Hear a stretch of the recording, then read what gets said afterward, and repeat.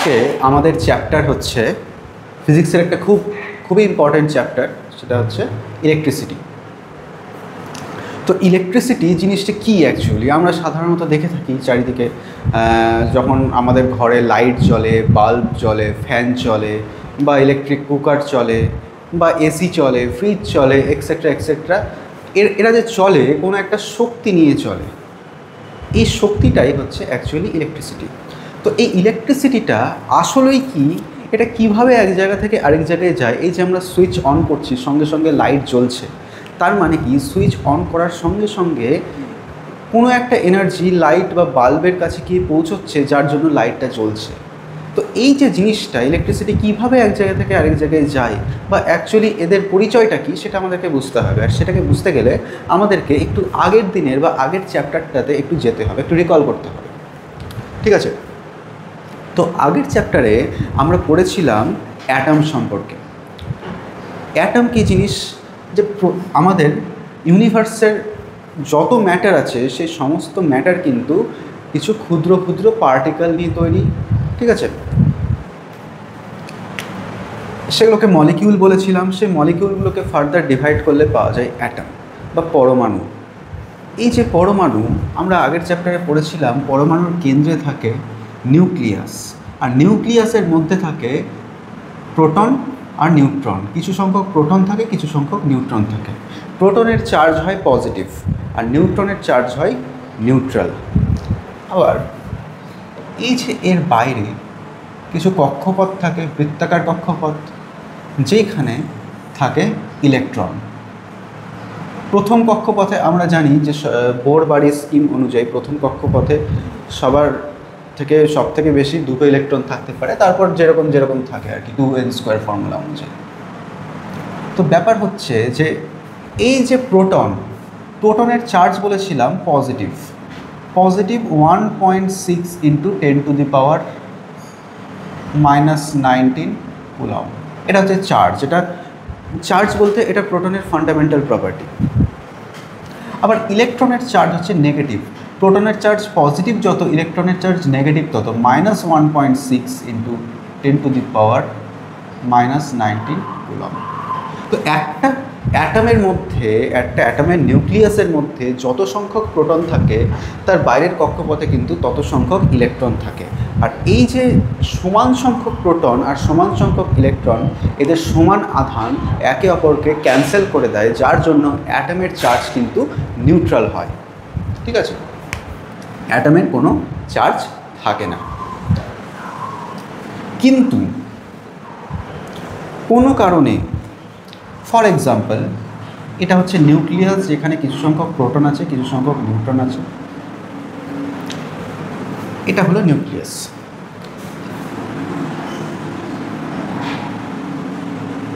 প্রথম কক্ষপথে 2টো ইলেকট্রন, তারপরে কক্ষপথে 1টা ইলেকট্রন। মানে কি, একটা অ্যাটমের মধ্যে কি বললাম, ধরো আমি ধরছি ফ্লোরিন মৌলটার মধ্যে কিন্তু 9টা ইলেকট্রন থাকে আর 9টা প্রোটন থাকে। ফ্লোরিনের ক্ষেত্রে 9টা ইলেকট্রন আর 9টা প্রোটন থাকে। 1 2 3 4 5 6 7 8 9, 9টা প্রোটন আর 9টা ইলেকট্রন থাকে। এবার এরা কি করে, এই যে প্রোটন আর ইলেকট্রনের সমান আর অপোজিট চার্জ একে অপরকে সাধারণত নালিফাই করে দিল। তাহলে আলটিমেটলি সবগুলো 0 হয়ে গেল। কিন্তু আমরা পরমাণুর চ্যাপ্টারে এটাও পড়েছিলাম যে প্রত্যেকটা পদার্থের একটা টেন্ডেন্সি আছে, প্রত্যেকটা মৌলের পরমাণুর একটা টেন্ডেন্সি আছে। টেন্ডেন্সিটা কি, যে ওর সবার বাইরের কক্ষপথে ও চাইবে ও সবার বাইরের কক্ষপথে যেন 8টা ইলেকট্রন ফিল হয়। ঠিক আছে? অক্টেট, এটাকে বলে অক্টেট ফিল হয়। মানে কি, ফ্লোরিনের ক্ষেত্রে এটা যদি ফ্লোরিনের নিউক্লিয়াস হয়, যেখানে 9খানা প্রোটন আছে আর কিছু সংখ্যক নিউট্রন আছে, তার বাইরে কিন্তু ইলেকট্রন 9খানা থাকবে। প্রথম কক্ষপথে 2টো থাকবে, তার পরের কক্ষপথে কিন্তু 7টা ইলেকট্রন থাকবে।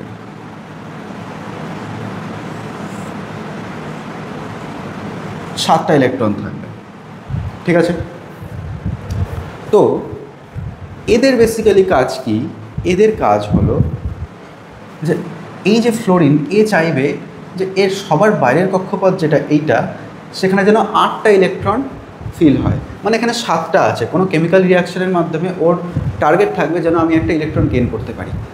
তো ধরো এই যে 9টা ইলেকট্রন ছিল আর 9টা প্রোটন ছিল।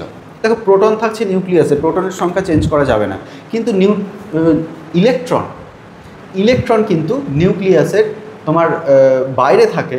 এই জন্য নিউক্লিয়াস থেকে পরমাণু থেকে এদেরকে বের করে দেওয়া বা বাইরে থেকে নেওয়া সহজ। তো এই যে একটা ইলেকট্রন যদি এক্সট্রা থাকে বা এক্সট্রা কোনোভাবে কোনো কেমিক্যাল রিয়াকশনের মাধ্যমে যদি এই ফ্লোরিন একটা এক্সট্রা ইলেকট্রন পায়, তখন কিন্তু এরা তো সব কটাকে নালিফাই করে দিচ্ছে, কিন্তু এই ইলেকট্রনটাকে নালিফাই করার জন্য কেউ থাকছে না। অর্থাৎ তখন কিন্তু ফ্লোরিন একটা অ্যাটম থাকবে না, তখন ও একটা চার্জ হয়ে যাবে বা ওটা একটা আধান হয়ে যাবে। ঠিক আছে, এইভাবে এটা গেল একটা হ্যালোজেনের গল্প। তুমি হ্যালোজেন বলতে গ্রুপ 17 পিরিয়ডিক টেবিলের গ্রুপ 17 যে সমস্ত মৌল বা গ্রুপ 16 যে সমস্ত মৌল বা যাদের ইলেকট্রোনেগেটিভিটিটা বেশি, তারা কিন্তু চাইবে ইলেকট্রনকে নিজের কাছে রাখতে। আর যারা এক্সট্রা ইলেকট্রনকে কোনো কেমিক্যাল রিয়াকশনে যারা এক্সট্রা ইলেকট্রনকে নিজের কাছে রাখতে চায়, তাদের চার্জ কিন্তু বেসিক্যালি নেগেটিভ হয়। কিন্তু আমি একটু পর্যায় সারণীর বাম দিকে আসছি। বাম দিকে বলতে গ্রুপ 1 বা গ্রুপ 2 এর, যেরকম ফর এক্সাম্পল সোডিয়াম বা পটাশিয়াম। সোডিয়াম বা পটাশিয়ামের ইলেকট্রনিক কনফিগারেশন কীরকম? সোডিয়ামের পারমাণবিক ক্রমাঙ্ক হচ্ছে 11।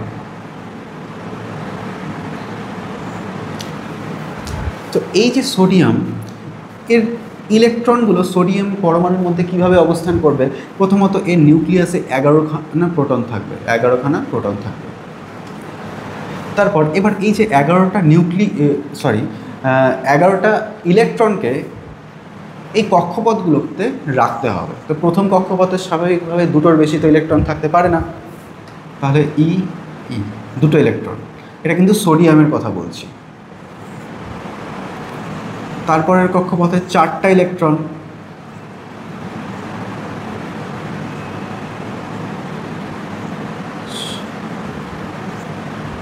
কটা হলো? 1 2 3, তাহলে 2।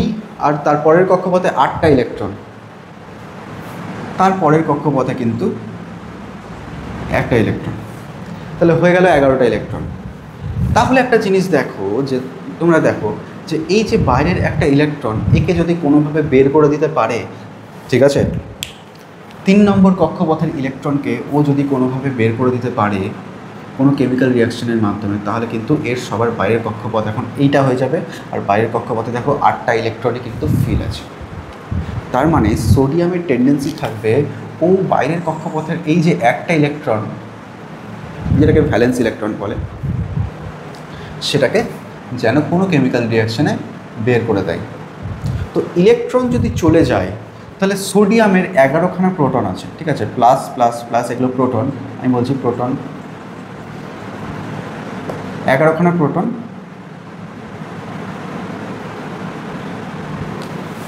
আচ্ছা, তো একটা ইলেকট্রন যদি বের হয়ে যায় কোনো কেমিক্যাল রিয়াকশনে, যেটা সোডিয়ামের টেন্ডেন্সি থাকে বা পটাশিয়ামের টেন্ডেন্সি থাকে, একটা ইলেকট্রন বের হয়ে গেলে কিন্তু সব প্রোটনকে নালিফাই করার জন্য ইলেকট্রন একটা করে আছে, কিন্তু এটাকে নালিফাই করার জন্য কোনো ইলেকট্রন নেই। সেহেতু কিন্তু এটা একটা পজিটিভলি চার্জড আয়ন হয়ে যাবে। সোডিয়াম কিন্তু তখন আর পরমাণু থাকবে না, সে পজিটিভলি চার্জ একটা আয়ন বা আধান হয়ে যাবে। এটাই হচ্ছে আধান। ঠিক আছে, তো এই যে চার্জ বা আধান, এই আধান কিন্তু অ্যাকচুয়ালি ইলেকট্রন ত্যাগের মাধ্যমে অথবা ইলেকট্রন গ্রহণের মাধ্যমে তৈরি হয়। এই যে আধানকে প্রথম কথা আমরা প্রকাশ করব কিউ দিয়ে, স্মল কিউ,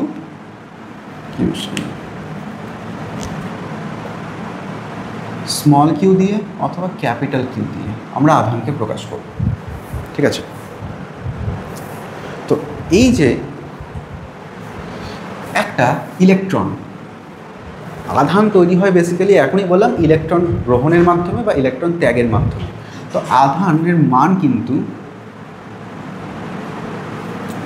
একটা ইলেকট্রন, প্রথম কথা দাঁড়াও, ইলেকট্রনের আধানের মান কিন্তু হয় -1.6 ইন্টু 10⁻⁻19 কুলম্ব। এই যে কুলম্ব কথাটা, এটা কিন্তু এসআই ইউনিট অফ চার্জ, আধানের কিন্তু এসআই ইউনিট কুলম্ব। তো একটা ইলেকট্রনের আধানের মান হচ্ছে এটা। তো প্রকৃতিতে বা যেখানেই হোক যতই আধান এক্সিস্ট করুক, তারা কিন্তু তাদের মিনিমাম ভ্যালু প্রথমত এটা হতে হবে, অথবা এর থেকে যদি বেশি হয়, কোনো আধানের মান এর থেকে যদি বেশি হয় তাহলে কিন্তু এর একটা ইন্টিজার মাল্টিপল হতে হবে। এটা প্লাস মাইনাস, ইলেকট্রনের ক্ষেত্রে মাইনাস, বা যেখানে আধান পজিটিভ থাকবে সেখানে plus, that is plus 1.6 into 10⁻⁻19 coulomb. এটা কিন্তু ইন্টু ইন্টিজার। এই যে 1.6 ইন্টু 10⁻⁻19 কুলম্ব, এই যে সংখ্যাটা দেখতে পাচ্ছ, এটা কিন্তু আধানের মিনিমাম ভ্যালু হতে হবে, এর থেকে কম হওয়া সম্ভব না। আর এর থেকে বেশি হলে এর ইন্টিজার মাল্টিপল হতে হবে। ইন্টিজার মাল্টিপল বলতে হয় ইন্টু 1, ইন্টিজার বলতে 1, 2, 3 ডট ডট ডট, কখনোই 1.5, 2.3 এগুলো কিন্তু হবে না। তো এই জিনিসটাকে বলে কোয়ান্টাইজেশন অফ চার্জ, আধানের কোয়ান্টাইজেশন। যে প্রকৃতিতে বা কোথাও যেখানেই যত পরিমাণই আধান এক্সিস্ট করুক না কেন, সে আধান কিন্তু এই ভ্যালুটার বা এই ভ্যালুটার ইন্টিজার মাল্টিপল হবে, বা সব থেকে কম এই ভ্যালুটা হবে। ঠিক আছে? তো এই যে আধান হচ্ছে ইলেকট্রোস্ট্যাটিক্সের একদম বেস, বা ইলেকট্রিসিটির একদম বেস, এর ওপরেই কিন্তু ইলেকট্রিসিটি দাঁড়িয়ে আছে। তো আধান যদি স্থির থাকে, আধান যদি স্থির থাকে, মানে ধরো এখানে একটা চার্জ আছে, কোনো একটা মাধ্যমে কোনো একটা আধান বা চার্জ আছে, সে নিজের জায়গা পরিবর্তন করছে না, তখন সেটাকে বলবো আমরা স্থির তড়িৎ বা স্ট্যাটিক ইলেকট্রিসিটি।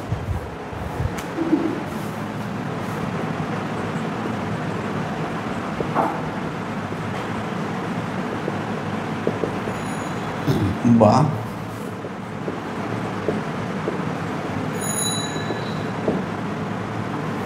আবার এই যে আমরা যে বিদ্যুৎকে কনজিউম করছি, লাইট জ্বালাচ্ছি, ফ্যান চালাচ্ছি, এক্সেট্রা এক্সেট্রা অ্যাক্টিভিটি করছি, এটা কিন্তু হয় আধানের ফ্লোয়ের জন্য। মানে আধান যখন এক জায়গা থেকে আরেক জায়গায় যায় বা মুভ করে, সেটার জন্যই, সেটার থ্রুতেই কিন্তু সব জায়গায় আমরা ইলেকট্রিসিটির এফেক্টগুলো দেখতে পাই। তখন কিন্তু যখন চার্জ বা আধান মুভ করে বা ফ্লো হয়, তখন সেটাকে আমরা বলবো প্রবাহী তড়িৎ। এটাকে বলবো আমরা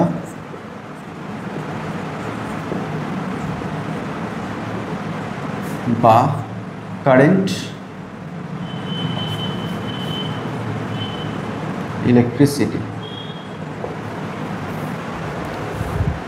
এবার আমরা যদি এই স্ট্যাটিক ইলেকট্রিসিটির মধ্যে একটু জানার চেষ্টা করি যে অ্যাকচুয়ালি এই আধানগুলো বা আধান যদি স্থির থাকে তাহলে কি দেখা যায়, বা আধানের কি প্রপার্টিজ দেখা যায়। দেখো, ভালো করে দেখো। এই আধান, ধরো এটা একটা আধান, যেটা আমি নাম দিলাম Q1, নাম না, ধরো এটার ভ্যালু হচ্ছে Q1। এই আধানের জন্য এর চারিদিকে কিন্তু একটা এর প্রভাব দেখা দেবে। এই যে প্রভাবটা, এই আধানের জন্য এর চারিদিকে একটা প্রভাব দেখা দিচ্ছে, এই প্রভাবটাকে বলবো আমরা ইলেকট্রিক ফিল্ড।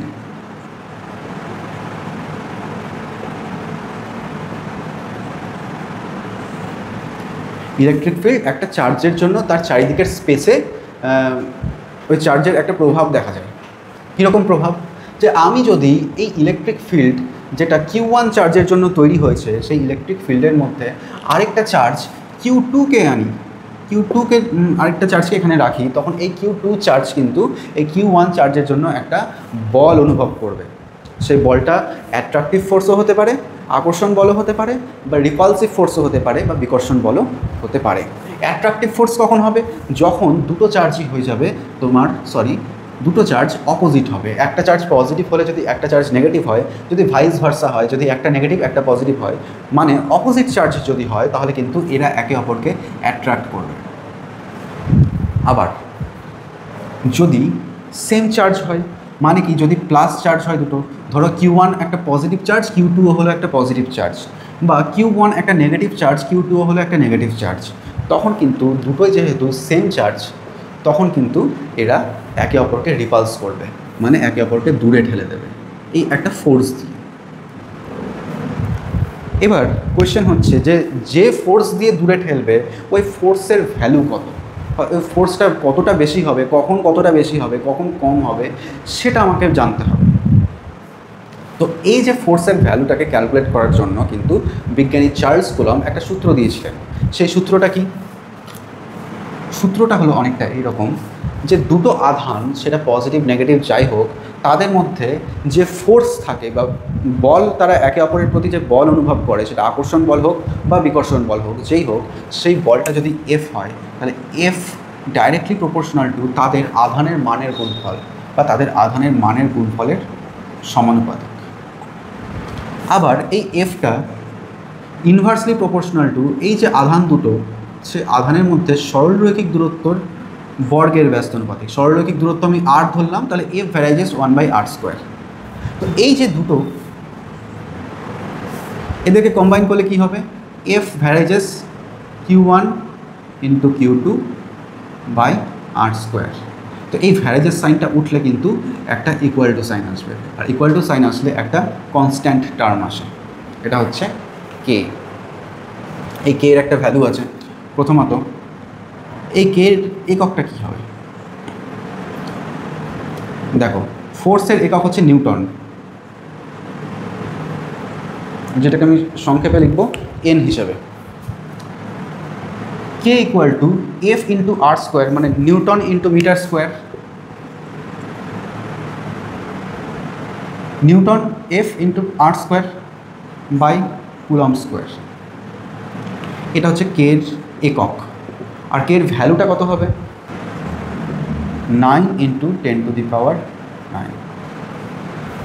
ঠিক আছে, তো এইটা বেসিক্যালি হলো কুলম্বের সূত্র। কুলম্বের সূত্র প্রথমত চার্জের ভ্যালু যত বাড়বে, চার্জের আধানের মান যত বাড়বে, তাদের মধ্যে ফোর্স তত বাড়বে, আর তাদের মধ্যে দূরত্ব যত বাড়বে, সেই তাদের কিন্তু স্কোয়ারের ব্যস্তানুপাতিক হারে কিন্তু ওদের মধ্যে ফোর্সটা কমে যাবে। দূরত্ব বাড়লে ফোর্স কমবে, দূরত্ব কমলে ফোর্স বাড়বে। এই ফোর্সটাকে বলে ইলেকট্রোস্ট্যাটিক ফোর্স। ইলেকট্রোস্ট্যাটিক ফোর্স কেন? কুলম্বের সূত্র কখন অ্যাপ্লাই করা যায়? মাথায় রাখবে, কুলম্বের সূত্র তখনই অ্যাপ্লাই করা যায়, এটা কুলম্বের সূত্র,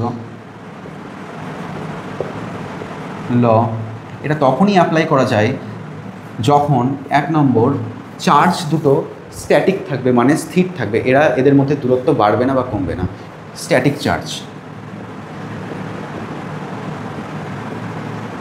আর 2 নম্বর পয়েন্ট চার্জ, মানে বিন্দু আধান হতে হবে, ওই আধানের কোনো দৈর্ঘ্য, প্রস্থ, উচ্চতা কিছু থাকা চলবে না, দ্যাট ইজ পয়েন্ট চার্জ। এই দুটো ক্ষেত্রে কিন্তু কুলম্বের সূত্রটা অ্যাপ্লিকেবল। ঠিক আছে, এবার আমরা জানবো কারেন্ট ইলেকট্রিসিটির ব্যাপারে। কারেন্ট ইলেকট্রিসিটি মানে আধান যখন এক জায়গা থেকে আরেক জায়গায় ফ্লো করে। দেখো, ইলেকট্রিক যখন মুভ করে বা ইলেকট্রিসিটি যখন এক জায়গা থেকে আরেক জায়গায় যায়, তখন কিন্তু অ্যাকচুয়ালি ইলেকট্রনের ফ্লো হয়, ফ্লো অফ ইলেকট্রন।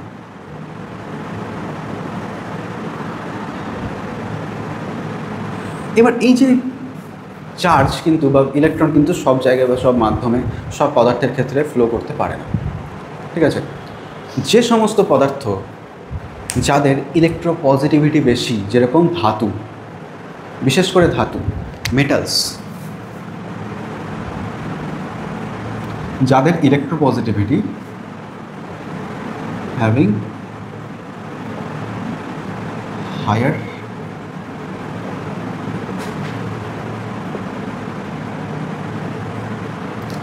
এই যে মেটালস, এদের মধ্যে কিন্তু চার্জ বা ইলেকট্রনস ইজিলি ফ্লো করতে পারে। ঠিক আছে, তো যে সমস্ত পদার্থের মধ্যে বিশেষ করে মেটাল আর নন মেটাল বলতে একটাই আছে, সেটা হচ্ছে গ্রাফাইট, যেটা কার্বনের একটা অ্যালোট্রোপ। এই যে মেটাল, এদেরকে বলা হয়, বা গ্রাফাইট যেটা একটা নন মেটাল,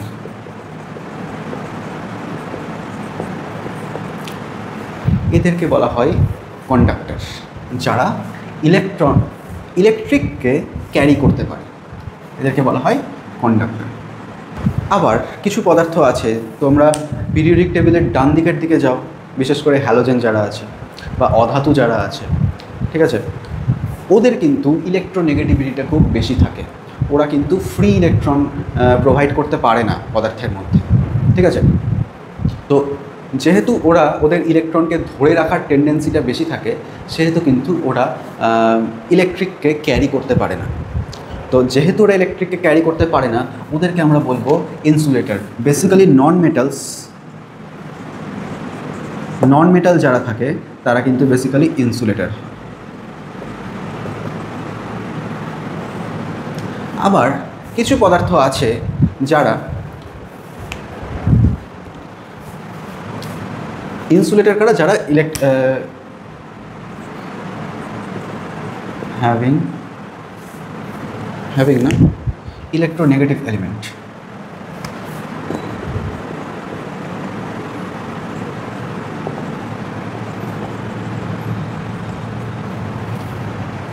এরা কিন্তু তড়িৎ পরিবহন করতে পারে না। ঠিক আছে, আবার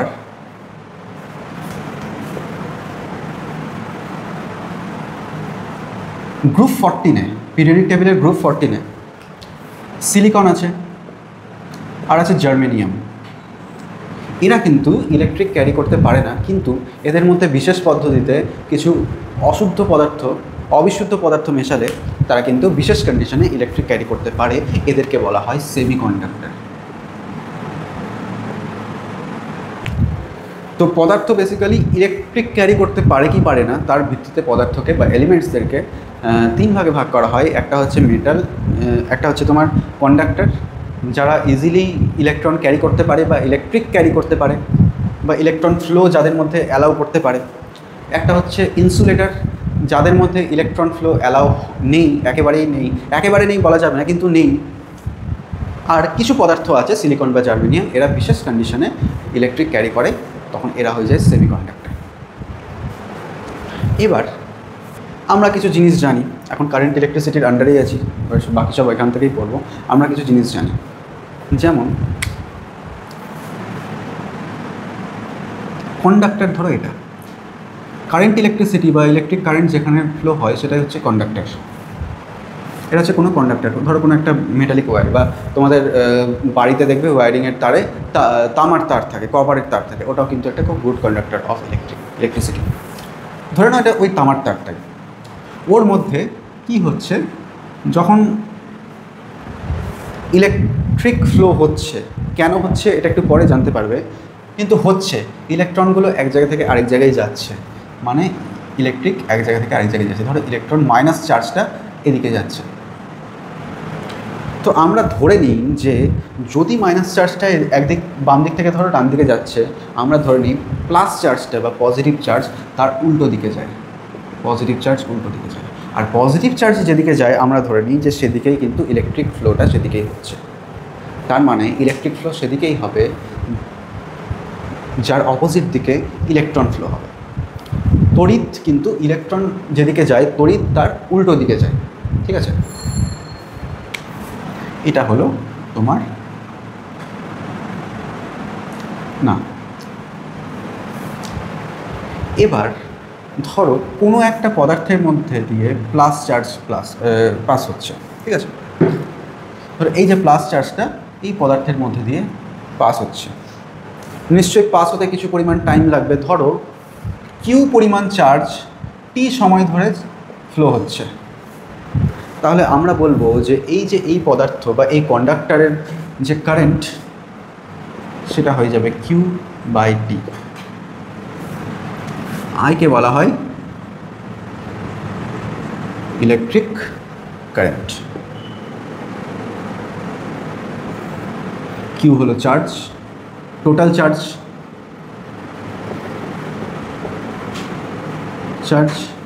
পাস্ট,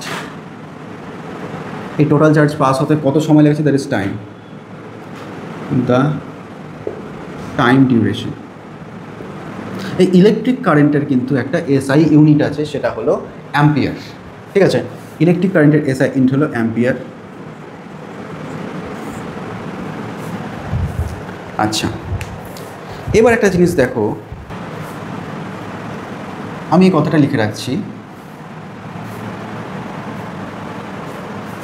যে electric current I is equal to Q by T। এটা আপাতত লিখে রাখছি। আমি যদি এখান থেকে যদি জিজ্ঞেস করি বা জানতে চাই যে ইলেকট্রিক কারেন্ট অ্যাকচুয়ালি কী, তখন তোমাকে এরকমভাবে লিখতে হবে যে ডেফিনেশনটা এরকম, I is equal to Q। যখন আমরা ডেফিনেশন তৈরি করি, সংজ্ঞা তৈরি করি, তখন আমরা হরটাকে 1 করে দিই, Q by 1 that is Q। মানে কি, এটার মানে কী হলো যে টিকে আমি 1 করলাম, তার জন্য I ইকুয়াল টু কিউ হলো। মানে কি, একক সময়ে যে পরিমাণ চার্জ কোনো একটা কন্ডাক্টরের মধ্যে দিয়ে প্রবাহিত হয় একক সময়ে, সেই পরিমাণ চার্জকেই বলা হয় কারেন্ট, ইলেকট্রিক কারেন্ট। আশা করি বুঝতে পেরেছ। এবার আমরা তো ইলেকট্রিক কারেন্টের ফর্মুলা পড়লাম বা কী জিনিসটা সেটা জানলাম। এবার যদি আমি একটু আগেই বললাম একটা জিনিস, যে কোথাও যদি একটা চার্জ থাকে, সেই চার্জের চারিদিকে একটা ফিল্ড তৈরি হবে। তো এই যে ফিল্ডটা তৈরি হচ্ছে, ধরো এই ফিল্ডের মধ্যে আরেকটা চার্জ আছে, এই চার্জটা কিন্তু ফিক্স, মাঝখানের চার্জটা একদম ফিক্স, এটাকে নড়াচ্ছি না। এবার এই যে ফিল্ডের মধ্যে আরেকটা চার্জ আছে, ধরো আর দূরত্বে আছে,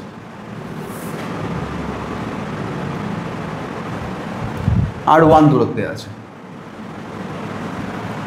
তার মানে কি, A positive A positive, for example A positive A positive, দুটোই পজিটিভ। এবার R1 দূরত্বে থাকার জন্য ওদের মধ্যে একটা ইলেকট্রোস্ট্যাটিক ফোর্স কাজ করবে, যেটা Q1 K into Q1 Q2 by R1 square. এবার এই মাঝখানটা ফিক্স আছে বললাম। এবার যদি এই প্লাস চার্জটা, আরেকটা চার্জ যেটা, এটা আমি ক্যাপিটাল কিউ ধরে নিচ্ছি, এটা স্মল কিউ ধরছি, এই স্মল কিউ চার্জটা যদি আমি এই ক্যাপিটাল কিউ চার্জের আরেকটু কাছে নিয়ে আসি,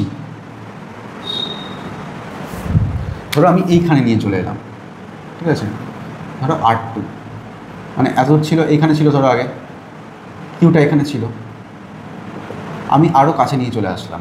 মানে কি, R1 গ্রেটার দেন R2, এত দূর ছিল R1 দূরত্ব ছিল।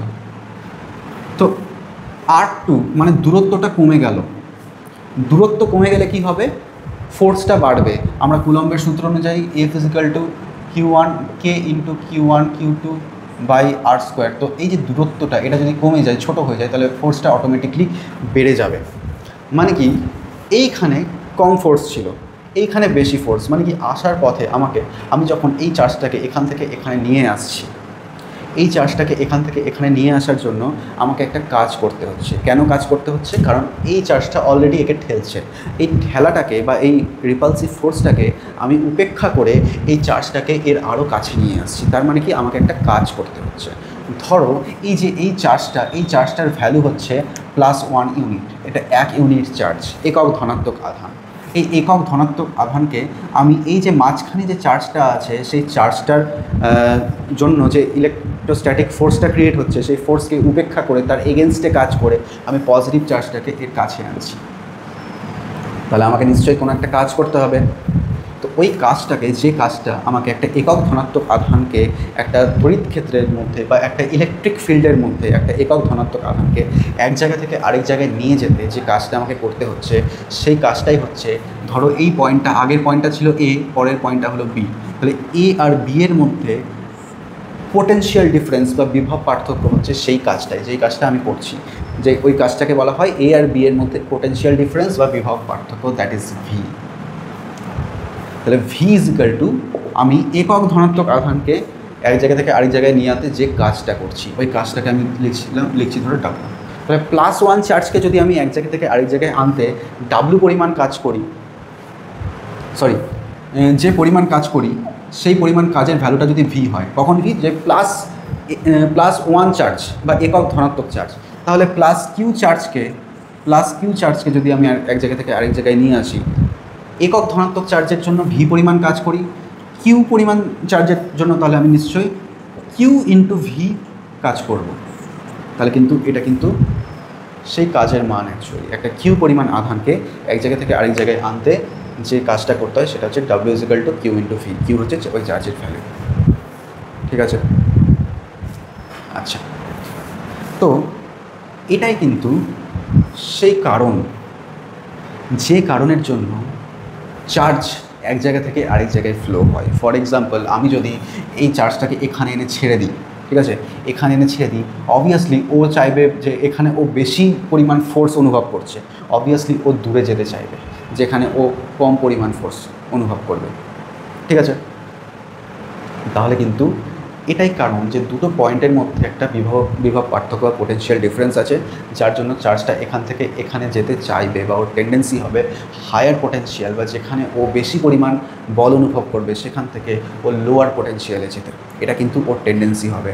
সেটাই হচ্ছে কারণ, সেটাই হচ্ছে মুখ্য কারণ যার জন্য একটা চার্জ এক জায়গা থেকে আরেক জায়গায় মুভ করে, হায়ার পোটেনশিয়াল থেকে লোয়ার পোটেনশিয়ালে মুভ করে।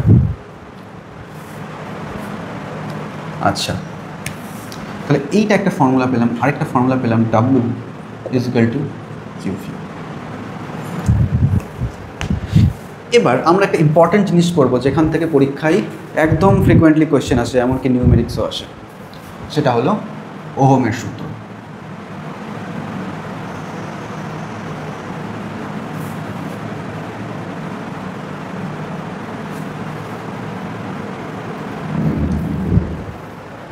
ওহমের সূত্র কি, যে ধরো দুটো পয়েন্ট আছে, সে পয়েন্টের মধ্যে পোটেনশিয়াল ডিফারেন্স ভি, এটা এ পয়েন্ট, এটা হচ্ছে বি পয়েন্ট, এদের মধ্যে পোটেনশিয়াল ডিফারেন্স আছে কোনো একটা কারণে। ধরো কোথাও একটা চার্জ আছে, সেই চার্জের জন্য ইলেকট্রিক ফিল্ড তৈরি হয়েছে, আর ইলেকট্রিক ফিল্ড তৈরি হওয়ার জন্য সেই ইলেকট্রিক ফিল্ডের দুটো পয়েন্ট আছে, সেই ইলেকট্রিক ফিল্ডের মধ্যে সেই দুটো পয়েন্টের পোটেনশিয়াল ডিফারেন্স বা বিভব পার্থক্য হচ্ছে ভি।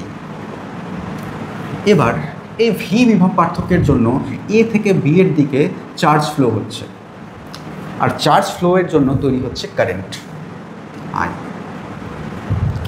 তো ওহমের সূত্র বলছে যে এই যে ভি পোটেনশিয়াল ডিফারেন্স যত বেশি হবে, কারেন্ট কিন্তু তত বেশি পরিমাণে ফ্লো হবে, বা পোটেনশিয়াল ডিফারেন্স ভি ভ্যারাইজেস আই।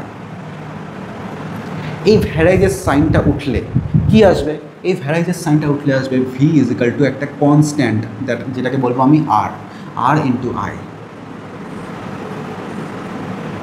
তো এইবার একটা জিনিস দেখো যে এই আরটা অ্যাকচুয়ালি কী জিনিস, R = V/I। তার মানে যদি বিভব পার্থক্যকে আমি ফিক্স রাখি, কনস্ট্যান্ট রাখি, তাহলে এই আর ভ্যারাইজেস 1/I। মানে কি, আর হচ্ছে এমন একটা প্রপার্টি বা এমন একটা জিনিস যেটা যদি বাড়ে তাহলে কিন্তু কারেন্ট ফ্লো কমবে, আবার আর যদি কমে কারেন্ট ফ্লো বাড়বে। তাহলে আমরা একটা জিনিস দেখলাম যে আর এমন একটা প্রপার্টি যেটা যদি বেড়ে যায় তাহলে কিন্তু কারেন্ট ফ্লোটা কমবে, আবার আর যদি কমে যায় তাহলে কারেন্ট ফ্লোটা বাড়বে। মানে এই যে আর, যেটাকে আমরা জানি বা আমরা জানবো রেজিস্ট্যান্স হিসেবে বা রোধ হিসেবে, সেটা এমন একটা প্রপার্টি যেটা কারেন্ট ফ্লোকে বাধা দেয়, যেটা যদি বেড়ে যায় তাহলে কারেন্ট ফ্লো কমে যায়, কারেন্ট ফ্লো এগেনস্টে কাজ করে। ঠিক আছে? তো V = IR, যেটাকে আমরা বলবো ওহমের সূত্র, ওহমস ল, সেটা কিন্তু পোটেনশিয়াল ডিফারেন্স অ্যান্ড কারেন্ট এই দুটোর মধ্যে একটা সম্পর্ক স্থাপন করে। আর এই আরটা হলো এমন একটা প্রপার্টি যেটা কন্ডাক্টরের মধ্যে থাকে বা পরিবাহীর মধ্যে থাকে, যেটার জন্য কিন্তু যেটা কারেন্ট ফ্লো হতে বাধা দেয়, ওই জন্য এর নাম হচ্ছে রোধ বা আর বা রেজিস্ট্যান্স। এবার রোধ বা আর, এটা সম্পর্কে আমরা জানি একটু, যে আর কি জিনিস বা আর কিসের উপর নির্ভর করে রোধটা। দেখো, পরিবাহীর দৈর্ঘ্য যত বেশি হবে রোধ কিন্তু তত বেশি হবে। মানে একটা লম্বা পরিবাহীর রোধ যত, একটা ছোট পরিবাহীর রোধ কিন্তু তার থেকে কম। তার মানে যদি পরিবাহীর দৈর্ঘ্য এল হয় তাহলে পরিবাহীর রোধ হবে তার সঙ্গে ডাইরেক্টলি প্রপোর্শনাল। আবার পরিবাহীর প্রস্থচ্ছেদের ক্ষেত্রফল, প্রস্থচ্ছেদের ক্ষেত্রফল বলতে এই পরিবাহীর এই যে উইথটা প্রস্থ বরাবর ক্ষেত্রফল, এই ক্ষেত্রফলটা যত বেশি হবে রোধ কিন্তু তত কম হবে। মানে আর ভ্যারেজেস 1/a, প্রস্থচ্ছেদের ক্ষেত্রফলটা আমি এ ধরছি। এবার দুটোকে কম্বাইন করলে আর ভ্যারাইজেস L/a বা আর ইকুয়াল টু এ ভ্যারাইজেস সাইনটা বাদ দিলে রো L/a। এই যে আমি একটা টার্ম আনলাম রো হলো পরিবাহীর রেজিস্টিভিটি। রোকে বলা হয়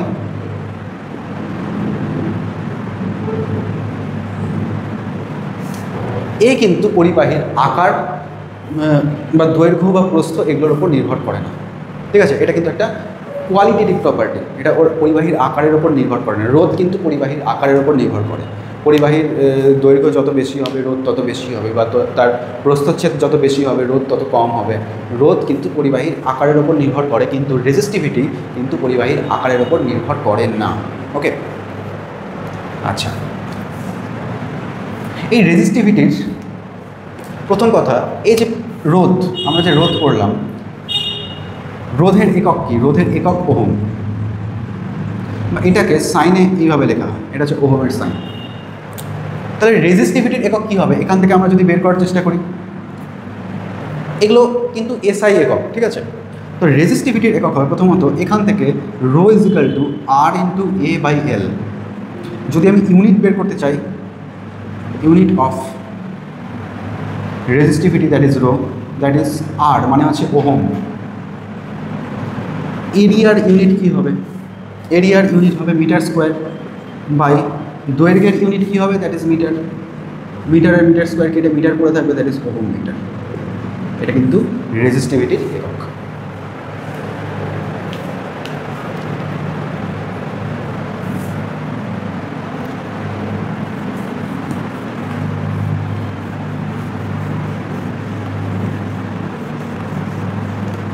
আচ্ছা, এইবার আমরা একটু পড়ি ইলেকট্রিক পাওয়ারের ব্যাপারে।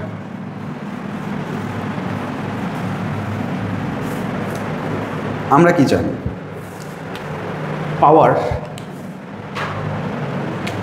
ওয়ার্ক ডানকে যদি সময় দিয়ে ভাগ করা হয় তাহলে পাওয়া যায় পাওয়ার। আমরা একটু আগে দেখলাম W work done is equal two Q into V। এবার দুদিকে যদি আমি T দিয়ে ভাগ করি, সময় দিয়ে ভাগ করি, W/T is equal two QV/T। W/T হয়ে যায় পাওয়ার, এটাকে বলা হয় electric power, is equal to Q/T into V, বা power, electric power is equal to Q/T। আমরা একটু আগেই বললাম electric current is equal to Q/T, তাহলে Q/T এর জায়গায় আমি লিখবো I V। এটা কিন্তু ইলেকট্রিক পাওয়ারের ফর্মুলা, বা তড়িৎ ক্ষমতা। ইলেকট্রিক পাওয়ার বা তড়িৎ ক্ষমতা। আচ্ছা, এবার আমরা দেখি আরেকটা ফর্মুলা পেলাম। এটা একটা ফর্মুলা, এটা একটা ফর্মুলা, সরি এটা না, এটা একটা ফর্মুলা, এটা একটা ফর্মুলা। আরেকটা পেলাম আমরা ওহমের সূত্র, that is V is equal two IR। এটা একটা ফর্মুলা পেলাম। এবার V ইজ ইকুয়াল টু IRটাকে আমি যদি এখানে ঢোকানোর চেষ্টা করি, প্রথমে আমি আইকে রিপ্লেস করি। আইকে কার সাথে রিপ্লেস করব? V is equal two IR, তাহলে I is equal two V/R হবে। তাহলে I এর জায়গায় আমি লিখব V/R, আর V আগে থেকেই আছে, that is power, electric power is equal two V²/R। আবার এইখানেই এই ফর্মুলাতেই আমি যদি ভিকে রিপ্লেস করি, ভি এর জায়গায় আমি যদি আইআর লিখি তাহলে কি হবে, power is equal to I into V এর জায়গায় আমি আইআর লিখছি, ওহমের সূত্র, that is P is equal to I square R. একটা জিনিস দেখো যে পরিবাহীর মধ্যে যদি পোটেনশিয়াল ডিফারেন্সটা একদম ফিক্স করে রাখা হয়, মানে ভি যদি কনস্ট্যান্ট থাকে, তাহলে এইখানে দেখো তাহলে পি ভ্যারাইজেস 1/r হবে, তাই না? মানে পোটেনশিয়াল ডিফারেন্স যদি ধ্রুবক থাকে কোনো একটা পরিবাহীতে, তাহলে তার রোধ যত বাড়বে তার ক্ষমতা কিন্তু তত কমবে, বা তার রোধ যত কমবে ক্ষমতা তত বাড়বে, ইনভার্সলি প্রপোর্শনাল। কিন্তু এবার ভি কনস্ট্যান্ট না রেখে আমি কারেন্টকে কনস্ট্যান্ট রাখছি, আইকে কনস্ট্যান্ট রাখছি, তাহলে এই ফর্মুলাতে এসো পি ইজ ইকাল টু হবে, সরি, পি ভ্যারাইজেস আর হবে। মানে কি, যদি কারেন্ট বা তড়িৎ প্রবাহ ধ্রুবক থাকে তখন কিন্তু রোধ যত বেশি হবে তার ক্ষমতা কিন্তু তত বেশি হবে। তাহলে আমরা ইলেকট্রিক পাওয়ারের 3টে ফর্মুলা করি।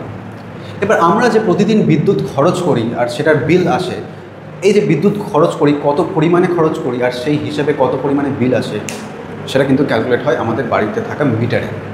আর মিটার কিন্তু ক্যালকুলেট করে ইউনিট হিসাবে, আর মিটারের ইউনিট হচ্ছে, মিটার যে জিনিসটাকে ক্যালকুলেট করে সেটা হচ্ছে এনার্জি, কত এনার্জি তুমি কনজিউম করছো, কত ইলেকট্রিক্যাল এনার্জি তুমি কনজিউম করছো। তো ইলেকট্রিক্যাল এনার্জি দেখো, পাওয়ার বেসিক্যালি কি হয়, ওয়ার্ক ডান বাই টাইম। তাহলে একইভাবে ওয়ার্ক ডান, এটার মানে কি হবে, এটার মানে হবে পাওয়ার ইন্টু টাইম। তাহলে পাওয়ারের ইউনিটকে যদি আমি সময়ের ইউনিট দিয়ে গুণ করি তাহলে ওয়ার্ক ডানের ইউনিট পাবো। আবার আমরা জানি ওয়ার্ক ডানের ইউনিটই হলো শক্তির ইউনিট, তড়িৎ শক্তির unit, that is electric energy. সেটার ইউনিট আর ওয়ার্ক ডানের ইউনিট কিন্তু সমান। তাহলে পাওয়ারের ইউনিট দ্যাট ইজ ওয়াট, এটাকে সেকেন্ড দিয়ে যদি আমি গুণ করি তাহলে আমি ইলেকট্রিক এনার্জি পাবো। তাহলে ওয়াট সেকেন্ড এটা কিন্তু ইলেকট্রিক এনার্জির একক। কিন্তু আমাদের বাড়িতে যে বিদ্যুৎ আমরা খরচা করি, যে ইউনিট হিসেবে ধরা হয় সেটা কিন্তু ওয়াট সেকেন্ডে ধরা হয় না, সেই এনার্জিটাকে ধরা হয় কিলো ওয়াট আওয়ার, এই ইউনিটে। তো 1 কিলোওয়াট আওয়ার মানে কত ওয়াট সেকেন্ড, আমরা দেখি যে 1 কিলোওয়াট মানে হচ্ছে 1000 ওয়াট, 1 কিলোওয়াট মানে হচ্ছে 1000 ওয়াট। আর 1 ঘন্টা মানে হচ্ছে 3600 সেকেন্ড ইন্টু 3600 সেকেন্ড। এবার এদেরকে ক্যালকুলেট করলে 36 ইন্টু 10⁵ ওয়াট সেকেন্ড বা 3.6 ইন্টু 10⁶ ওয়াট সেকেন্ড। এই 1 কিলোওয়াট আওয়ার মানে এসআই ইউনিটে কিন্তু 3.6 ইন্টু 10⁶ ওয়াট সেকেন্ড। এত পরিমাণ বিদ্যুতের এনার্জি, বিদ্যুৎ এনার্জি এত পরিমাণটাই হচ্ছে 1 ইউনিট বিদ্যুৎ। ঠিক আছে, এবার আসি যে কোনো পরিবাহীর মধ্যে তড়িৎ প্রবাহ হচ্ছে কিন্তু তার সাথে কিন্তু পরিবাহীটা গরম হয়ে যায়। ঠিক আছে, পরিবাহী গরম হয়ে যায়। তো এই যে পরিবাহী গরম হচ্ছে তড়িৎ প্রবাহের জন্য, এটাকে কিন্তু বলা হয় heating effect of electric current. পরিবাহীর মধ্যে তড়িৎ প্রবাহ হলে সেই পরিবাহীটা কত পরিমাণ হিট হবে বা তার মধ্যে কত পরিমাণ তাপ শক্তি সঞ্চয় হবে সেটা কিন্তু ক্যালকুলেট করা যায় একটা ফর্মুলা দিয়ে, সেটাকে বা একটা সূত্র দিয়ে, সেটাকে বলা হয় জুলের সূত্র, জুলস ল অফ হিটিং। যে কোনো পরিবাহীর মধ্যে যদি আই পরিমাণ কারেন্ট ফ্লো হয়,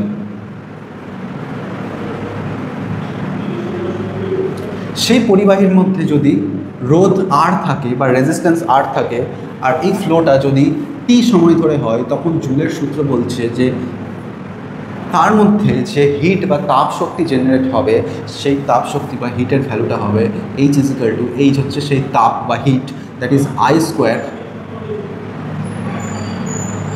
আর।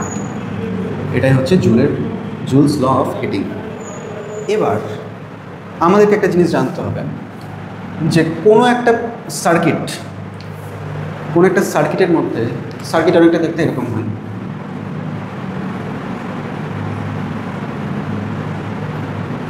এখানে কিছু একটা অ্যাড থাকে। ধরো এটা একটা সার্কিটে এটা হচ্ছে ব্যাটারি, ঠিক আছে। ব্যাটারির প্লাস পার্ট থাকে, সরি মাইনাস আর প্লাস পার্ট থাকে। মাইনাস পার্টটা মাইনাসের দিকে, এই দিকটা মাইনাস, এদিকটা প্লাস। তো ইলেকট্রিক সবসময় প্লাস থেকে মাইনাসের দিকে ফ্লো হয়, এদিকে ফ্লো হয় কারেন্ট। কোনো একটা সার্কিটে যদি এইটা হলো এই জিনিসটা, এটাকে বলবো আমরা রেজিস্ট্যান্সে কিন্তু সার্কিটে এইভাবে প্রকাশ করা হয়। তো কোনো একটা সার্কিটে যদি একটা রেজিস্ট্যান্স থাকে তখন কিন্তু আমরা সিম্পলি এদের মধ্যে এই যে ভোল্টেজটা জেনারেট করছে, বিভব পার্থক্যটা জেনারেট করছে, কে জেনারেট করছে? ব্যাটারি। ভি কত জেনারেট করছে, আই কত হচ্ছে, আর কত হচ্ছে, এটা কিন্তু আমরা সিম্পলি ওহমস ল থেকে বের করে নিতে পারবো। কিন্তু এবার হয় যে একটা সার্কিটে একটা রেজিস্ট্যান্স থাকে না, হতে পারে একটা সার্কিটে একাধিক রেজিস্ট্যান্স থাকলো। মোর দ্যান ওয়ান রেজিস্ট্যান্স যদি একটা সার্কিটে থাকে তখন সেক্ষেত্রে আমরা কীভাবে বিভব পার্থক্য বের করব, কীভাবে তার মধ্যেকার কারেন্ট বের করব, সেটা কিন্তু আমাদেরকে জানতে হবে। তো রেজিস্ট্যান্স বা সার্কিটের রোধগুলো দুইভাবে থাকতে পারে। একটা হচ্ছে সমান্তরাল সমবায়, আর একটা হচ্ছে শ্রেণী সমবায়। একটা হচ্ছে সিরিজ, একটা হচ্ছে প্যারালাল সার্কিট। তো সিরিজ কানেকশানে কি হয়? সিরিজ কানেকশনটা অনেকটা এরকম দেখতে হয়। এটা হচ্ছে ব্যাটারি, একটার এন্ড থেকে আরেকটার শুরু, আরেকটার এন্ড থেকে আরেকটার শুরু, এইভাবে কিন্তু চলতে থাকে। ধরো এই রোধটার মান হচ্ছে R1, এই রোধটার মান হচ্ছে R2, এটার মান হচ্ছে R3, এটার মান হচ্ছে R4। তো এর মধ্যে যদি ভি ভোল্টেজ দেওয়া হয়, যদি আই কারেন্ট ফ্লো হয়, তাহলে আমাকে আগে জানতে হবে যে এই রোধগুলোকে যদি আমি একটাই রোধ ভাবি, এই রোধগুলোকে একটাই রোধ ভাবি, তাহলে সেই একটা রোধের ভ্যালু কত হবে। তো এইটা যেহেতু সিরিজ সার্কিট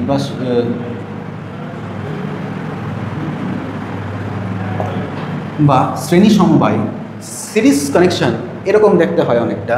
সেক্ষেত্রে কিন্তু যে এই কটা রোধকে যারা সিরিজের মাধ্যমে একে অপরের সাথে যুক্ত আছে, তাদেরকে যদি আমি একসাথে একটাই রোধ ভাবি, তাহলে কিন্তু সেই আর এর ভ্যালু, যে একটাই রোধ, সেটা বলবো আমরা আর ইকুইভ্যালেন্ট।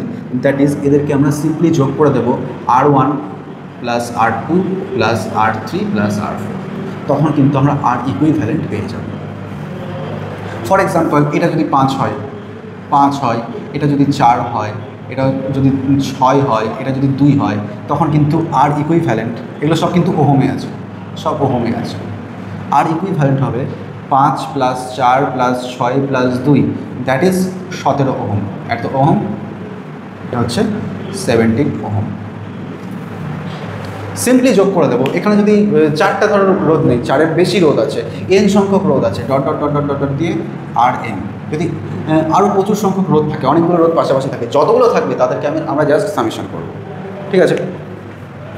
তো আর ইকুইভ্যালেন্টকে অনেক সিরিজের ক্ষেত্রে আর ইকুইভ্যালেন্টকে আমরা এভাবেও লিখতে পারি, that is summation i is equal to 1 to n আর i। এটা কিন্তু সিরিজ কানেকশনের ক্ষেত্রে এইভাবে লিখতে পারো বা এইভাবে, যেভাবে খুশি। আবার আরেকটা হয়, সেটা হচ্ছে প্যারালাল কানেকশন। প্যারালাল কানেকশন কীরকম? প্যারালাল কানেকশন অনেকটা এইরকম দেখতে হয়। এটা battery,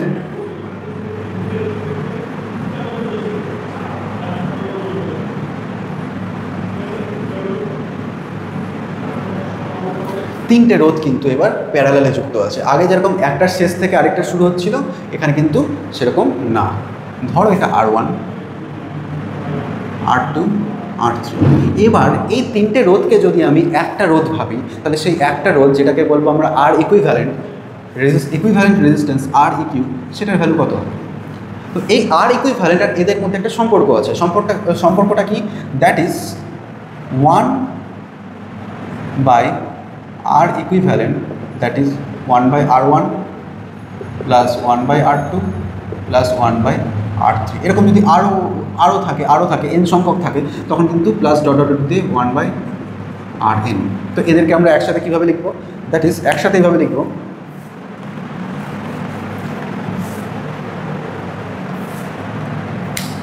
equal to summation of i is equal to 1 to n। এটা কিন্তু প্যারালাল কানেকশন।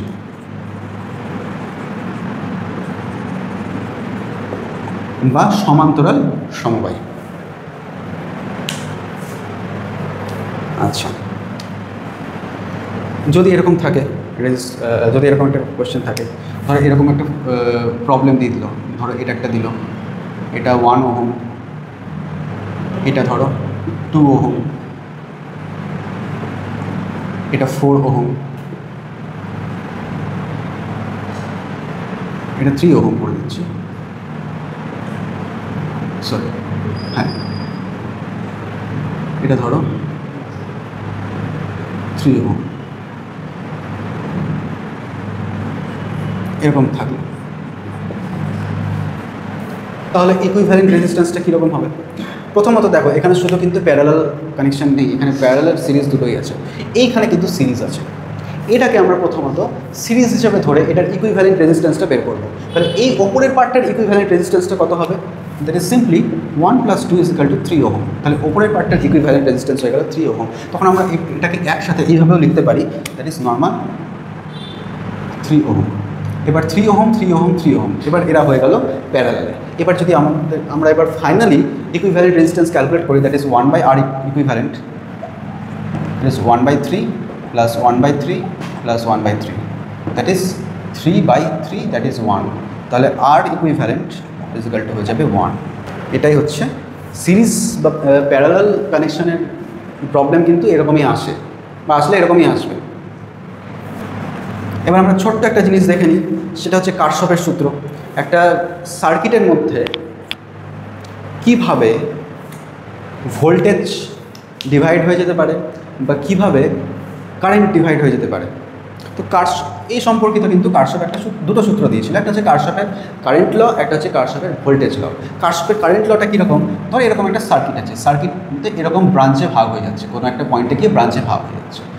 তো ধর এই পয়েন্ট, আমি সার্কিটের কোনো একটা পয়েন্ট নিলাম, সার্কিটের যে কোনো একটা পয়েন্ট, সেই পয়েন্টের সেই পয়েন্টে আগত ইলেকট্রিক কারেন্ট আর সেখান থেকে বেরিয়ে যাওয়া ইলেকট্রিক কারেন্টের অ্যালজেব্রিক সাম কিন্তু সবসময় 0 হবে। মানে এটা একটা পয়েন্ট, ধরো এখানে আই কারেন্ট আসছে, আর এই আই কারেন্টটা এখানে I1, I2 আর I3-তে ডিভাইড হয়ে যাচ্ছে। অ্যালজেব্রিক সাম কেন বললাম? যে কারেন্টটা আসছে সেটাকে আমি পজিটিভ ধরবো, দ্যাট ইজ প্লাস আই, আর যে কারেন্টগুলো বেরিয়ে যাচ্ছে সেটাকে আমরা ধরবো negative, that is minus I1। এদেরকে আমরা যদি যোগ করি -I2 -I3, এটা হয়ে যাবে সিম্পলি 0, বা I = I1 + I2 + I3। এটাকে বলে কারশফ কারেন্ট ল।